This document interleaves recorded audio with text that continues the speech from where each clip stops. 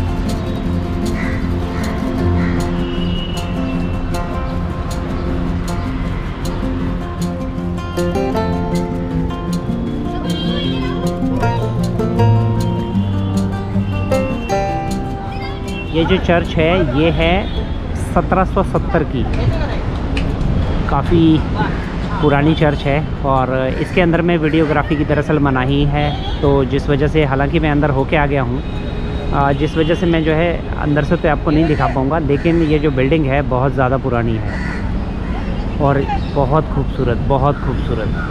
दरअसल ये जो है ब्रिटिश टाइम की जो है ये सारी इमारतें आपको देखने को मिलेंगी। और यहाँ पे जो बिल्डिंग्स हैं उनका कुछ स्ट्रक्चर आपको यूरोपियन स्टाइल का लगेगा, और इनफैक्ट आपको लगेगा कि आप किसी यूरोप की जगह में पहुँच गए हैं। यहाँ पे बहुत सारी जो है आइकॉनिक बिल्डिंग्स हैं जो अभी हम रास्ते में देखेंगे, और उसके बाद हम लोग जाएंगे सी की तरफ।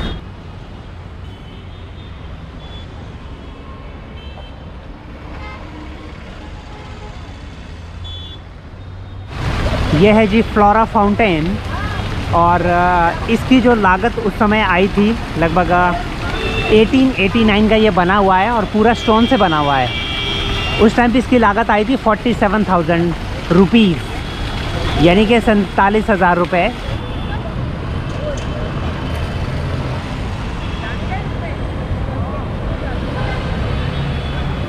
ये जो पूरा एरिया है यहाँ पे आपको यूरोपियन स्टाइल की बिल्डिंग सारी नज़र आएंगी।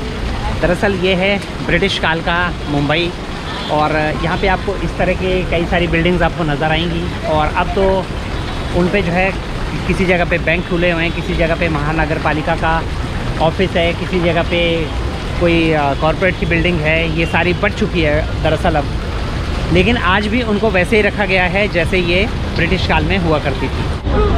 और ये है जी ट्रैम ट्रैक्स, जो मुंबई में ट्रैम चलती थी उसको यहाँ पे जो है रखा गया है। ध्यान से देखिएगा, ये जो ट्रैक्स हैं आज भी वैसे के वैसे ही रखे हुए हैं। दरअसल 2 लाइनें हैं ये, एक ये ट्रैम ट्रैक है और एक ये है, 2 लाइन्स हैं यहाँ पे।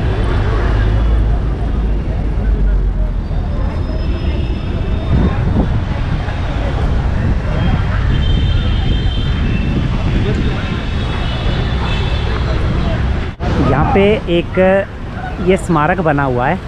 दरअसल एक नई बात तो अभी मुझे पता चली यहाँ पे, कि आप यहाँ पे देखेंगे इस वाली वॉल पे बहुत सारे आंदोलनकारियों के नाम लिखे हुए हैं। अब ये आंदोलन कैसा था कि जब गुजरात और महाराष्ट्र का बंटवारा हो रहा था, तो दरअसल वो था भाषा के आधार पे जो है बंटवारा हो रहा था। यानी कि जहाँ पे गुजराती बोली जाती है वो गुजरात हो गया, जहाँ पे मराठी बोली जाती है वो महाराष्ट्र हो गया।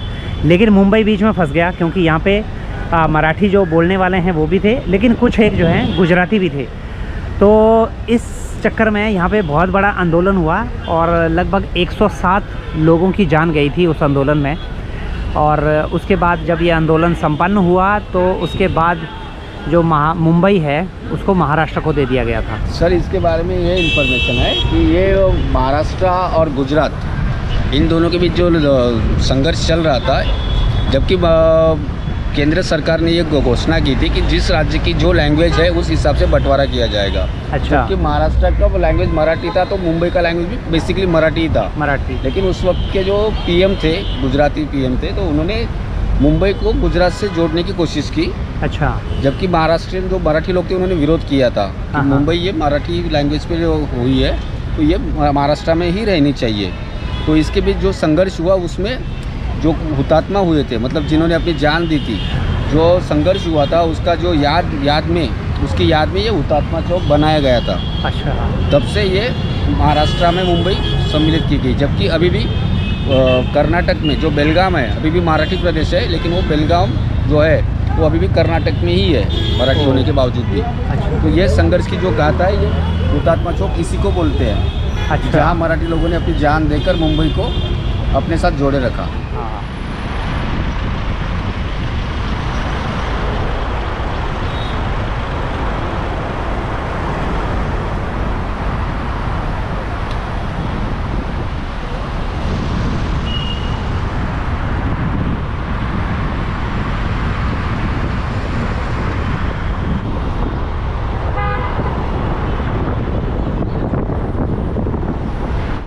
ये है जी मरीन ड्राइव। यहाँ पे शाम को लोग आके बैठते हैं और डूबते हुए सूरज का आनंद लेते हैं। बहुत ही खूबसूरत जगह है। इस जगह को क्वींस नेकलेस भी कहा जाता है क्योंकि रात में जब इसकी जो लाइट्स हैं वो चारों तरफ जो रोड है बनाना शेप का, इसमें जब गिरती हैं तो ऐसा लगता है कि सच में किसी क्वीन का नेकलेस हो। ये है जी आइकॉनिक गेटवे ऑफ इंडिया।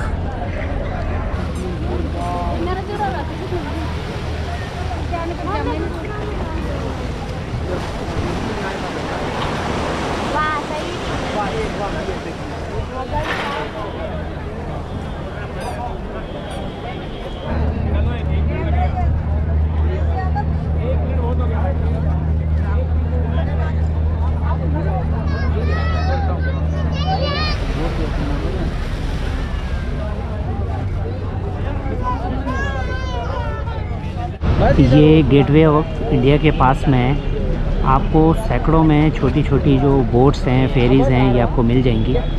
यहाँ से आप जो अपनी फैमिली के साथ में चक्कर लगा सकते हैं सी में। ये काफ़ी दूर लेके जाते हैं, फिर वहाँ से जब आगे जो कोस्ट गार्ड हैं उनका एरिया शुरू होता है तो फिर वहाँ से इनको वापस आना होता है। तो देखिएगा कितनी बड़ी बड़ी बोट्स हैं, ये बहुत सारी आपको मिल जाएंगी। और इस जगह पे आपको जो टूरिस्ट हैं वो भी बहुत सारे मिल जाएंगे, इंडियन टूरिस्ट जो फॉरेनर हैं वो भी। और ये है जी आइकॉनिक सामने ताज।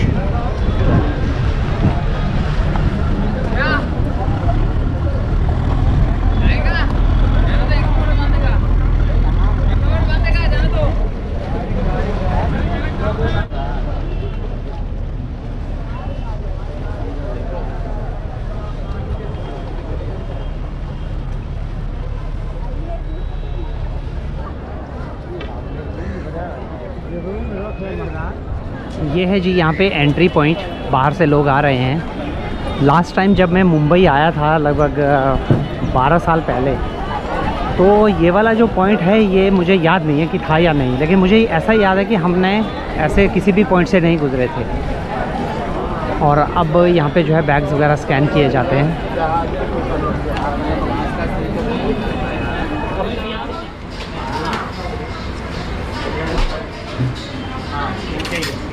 ऊपर आएंगे लेके ये है जी मुंबई का दही वड़ा। और मेरे को बाकी तो कुछ यहाँ पे ठीक लगा नहीं, लेकिन दही वड़ा मैं एक बार खा के देखूँगा कैसा है।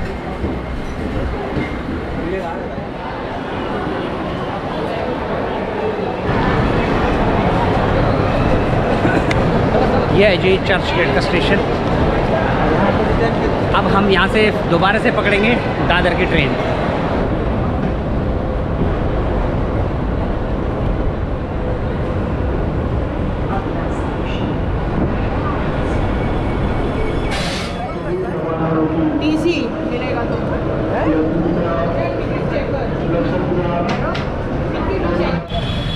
ये है जी मलाई चाय, भाई साहब पियेंगे मलाई चाय, और ये है लेमन टी।